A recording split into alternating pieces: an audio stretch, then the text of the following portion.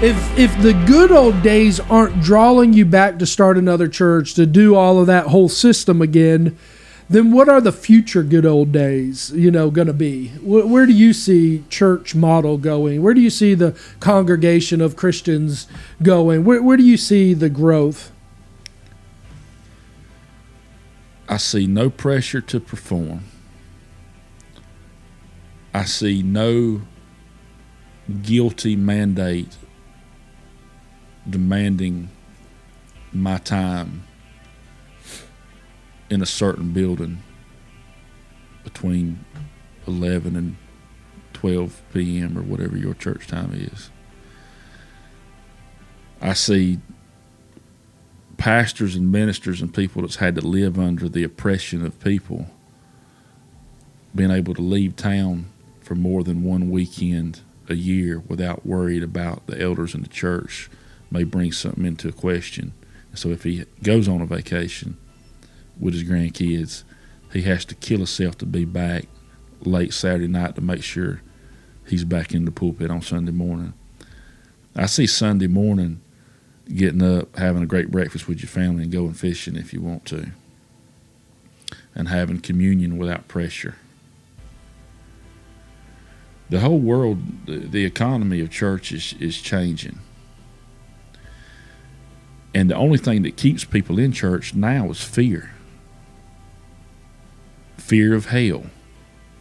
Fear of, if I don't line up all the cherries just right, God's going to be pissed off with me. And the reason I talk about weak men, those weak men and weak pastors, whether they would ever admit it or not, are losing more sleep and shaking in their boots over what they know is coming, because they're not going to be able to control the people forever. And control and fear has been a mechanism of the church since day one. We can thank the Catholic Church for that, And I love Catholicism. I've studied up a good deal on Catholicism. I travel to countries all over the world now, and one of the first things me and my wife like to do is go be in a mass, or at the very least tour the church. There's a lot of beauty. There's a lot of things to gain from it. You've had my dad on this podcast. You ask him what he is, and he jokes, "Well, I'm Methodist because I believe in the Methodists, and I'm Baptist because I believe in submersion." And to hear myself talk now, and I probably hadn't got as controversial as I will get, but if I was the old me 10 years ago, I'd be calling me a heretic today. Right. But again, anything that's growing is changing. Anything that's changing is challenging you. And so I've challenged myself. I still, like coming outside of myself, argue with myself over a lot of these principles and these things. But I just see the ability to be able to enjoy a Sunday without the fear and pressure of guilt because I'm not, quote unquote, in church. I mean, everything's changing. With media being what it is now, and with the ability to be able to, send data all across the world in any kind of format, this podcast format, ebooks, YouTube. I mean, it's just, the information is going to be able to go out there without people having to assemble. And also, the whole fear mechanism, you're not going to keep people shielded from freedom forever. Mm. And I don't know, I was about to say shielded from the truth. Maybe it is the truth, maybe it's not. I've never been more free and happy. I enjoy life more now than I ever have. And I still go to church on Sunday. One thing I may have turned in a resignation on a ministry level, but one promise I've made my dad is when he goes out with his boots on, I'll go out with him.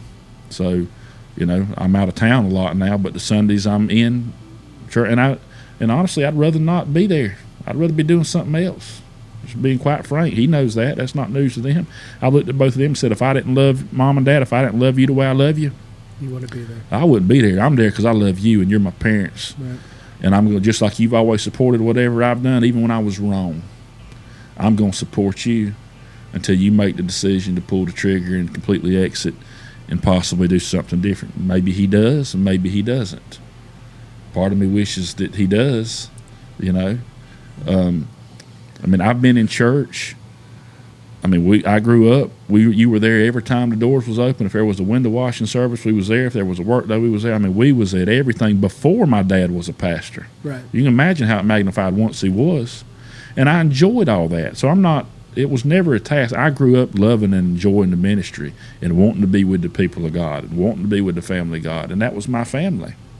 And so I don't talk about that now trying to put a negative slide on it. I loved it, but it was a season of emphasis. It was a season of time. I'm not in that season anymore.